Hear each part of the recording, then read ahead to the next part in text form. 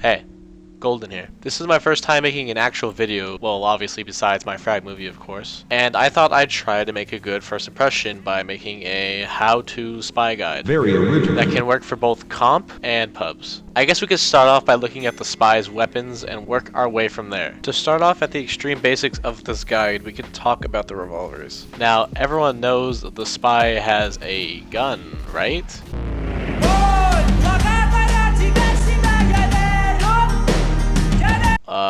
Well, apparently not. Well, it's true. Any of these revolvers can be used to either A, finish off an enemy, B, output damage in case you fail to stab, or C, pretend to know how to aim.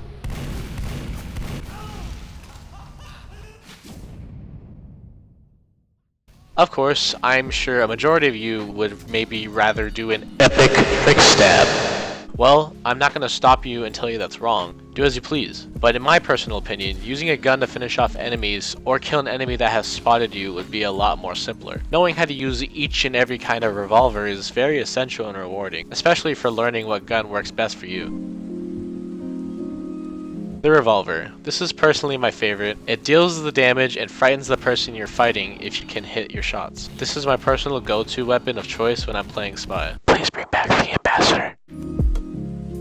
The Letranger, the literal anger, the stranger, the Lit Ranger. This is my second go-to revolver for Spy. It grants me more cloak and gives me more time to think out my actions before I go in for a stab. The minus 20 damage penalty doesn't stop me from mowing down enemies that are low or chasing after me. This is usually used for bigger maps or maps with not many ammo packs around. Also, don't be afraid to shoot an enemy when you're out of cloak. The gun grants you 50% more of your cloak back each time you hit a shot. Wow, you're so helpful, Mr. Letranger.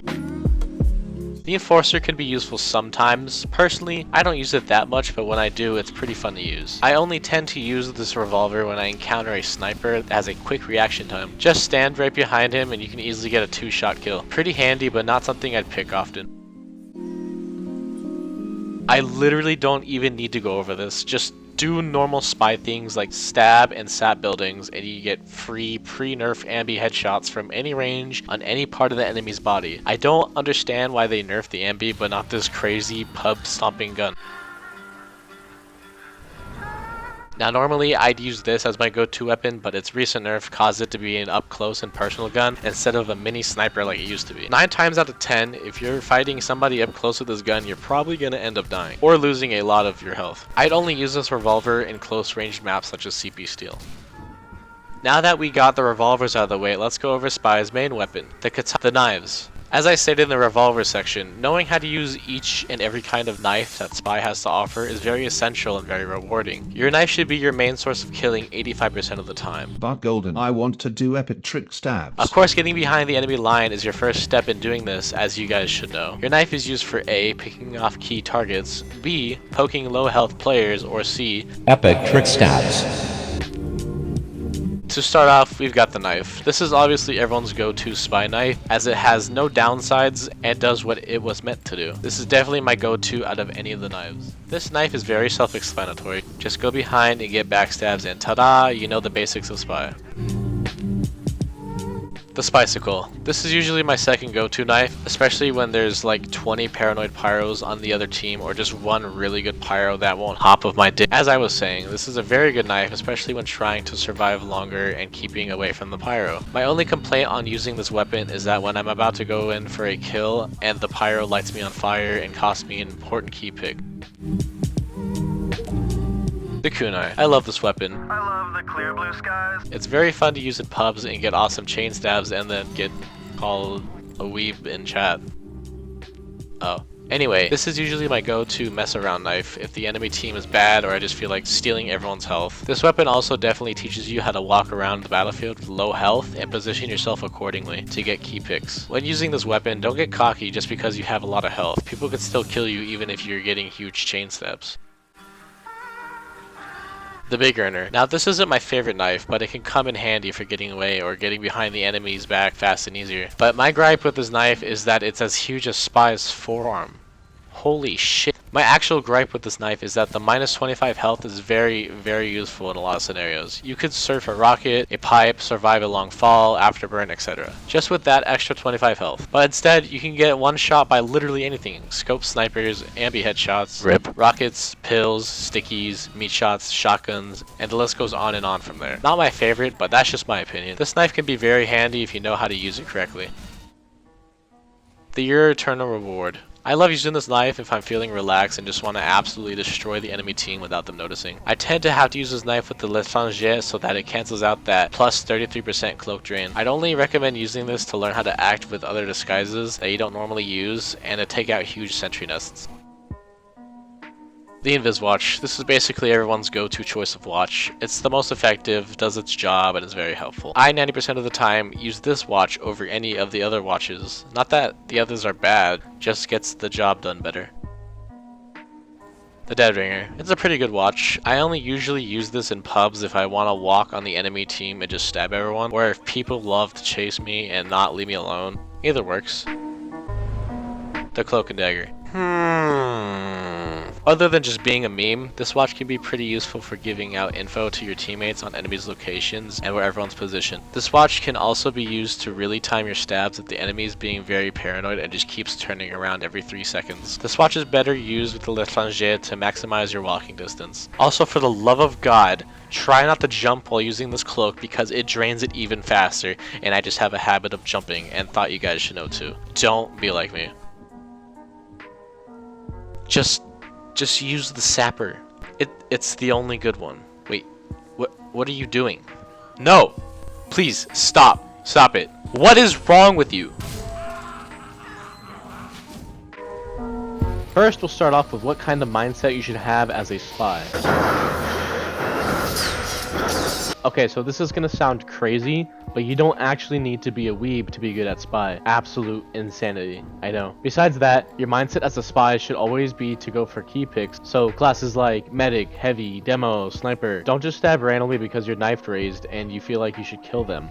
Picking off key targets is crucial for your team to gain the advantage and winning the game. Also keep in mind that while playing Spy, do note that you're gonna end up dying a shit ton and won't get many frags. At least in competitive, that is. If you can accept the fact that Spy is a weak class and that you won't get many picks, you can become an amazing spy. Another thing to do is always act out your disguise, even if you're being really obvious. Always decloak in weird spots like on top of roofs, behind a wall, in a corner, way up high, way down low. Just anywhere where the enemy can't hear you decloak, and then go in for your pick. Next thing is, let's say you get a pick. What do you do next? A. Randomly keep walking forward for another pick that's close by. B. Cloak away and try to trick the enemy into thinking you went one way when you actually went the other. Or C. Taunt and spam your epic binds to show how epic and cool you are. I'm gonna kick your ass! A and B are usually the ones you'd want to go for, although B is the far better option if there's nobody around and people have already spotted you. C is if you know you're gonna die and you just want to meme it out and piss the enemy off. If the enemy is being too paranoid, start just waiting around and calling out enemy positions to your teammates so they can finish them off and ensure that you won't die to the paranoid enemies. Another thing, let's say there's a few engineers with level 3s set up. What would you do to ensure the nest goes down? A. Sap everything until all of it is gone. B. Sap and stab to make sure you're safe and won't get killed from the engineers. Or C. Stand there Menacingly. He's just standing there. Menacingly! A and B usually get the job done 90% of the time, but what if you can't kill the engineers or the sentries? Let your team know where the sentries are and try to coordinate a push to sap and destroy everything with a timed push with one of your teammates. The last thing for mindset is what class to prioritize the most and which to prioritize the least. The classes you should prioritize the most in order would be Medic, Sniper, NG, Demo, Heavy, Soldier, Spy, Pyro, and then Scout. Next, we'll go over what to keep track of while playing Spy. Usually after you kill somebody, you'd want to keep track of who went down and what class they were playing so you can disguise as them and trick the enemy into thinking you're them. You should always keep track of where the enemy Pyro likes to hang around and try to avoid going in his general area. Another thing is to always make sure you're not the same disguise every single time so that the enemy will start checking the classes you were disguised as before instead of what you're disguised using now. Always keep track of who's the most paranoid of the enemy team and do your best to avoid going in their general area and only go for them when you know they won't attempt to shoot you. Also, keeping track of the point is helpful for your team too. If somebody is on the point and you know your team can't kill them, go for them to help your team out and ensure a victory for your team. You should always see if the enemy has an engineer on their team so you can attempt to keep their sentries and teleporters down at all times, if not most times. You'd want to keep their dispensers up so you can use them to your own advantage and heal up. If you're done using it, just sap it. When sapping anything, you should most definitely always pull your gun out and shoot the building so it goes down faster, and so the engineer can't unsap it quick enough. It's very effective and will help out immensely. You should also see if the enemy has a sniper. If they do, try and take them out a lot too. It will help your team be able to freely walk large sightlines and avoid getting their heads blown off. Trust me, they'll thank you later. Last but not least, check the medic's medigun and see what % of Uber he's at. If he's near Uber, either call him out for your team or go in and try to drop him. Okay, so I know a lot of you love doing Trickstabs as Spy, but me personally, I don't find them that useful. Why? Well, the answer is simple. Not a lot of people fall for Trickstabs anymore, therefore, there's no point in doing them so often. Sure, it'll work a lot in pubs, but when you play competitive as Spy, it hardly ever works on anyone. Everyone has a brain and knows what Trickstabs are, but let's just say we're playing only pubs. I still would only do them in situations where I'm in trouble or I'm about to die.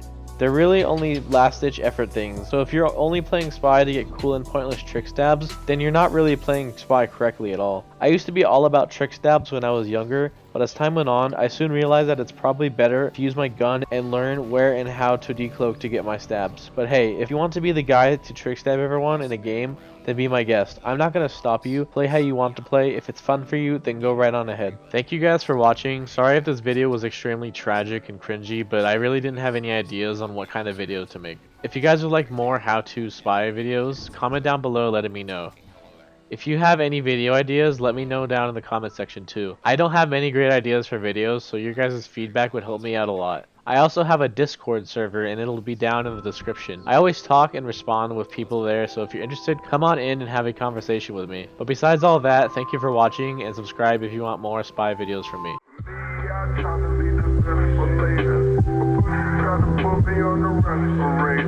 The only skateboard beat, that's your favorite.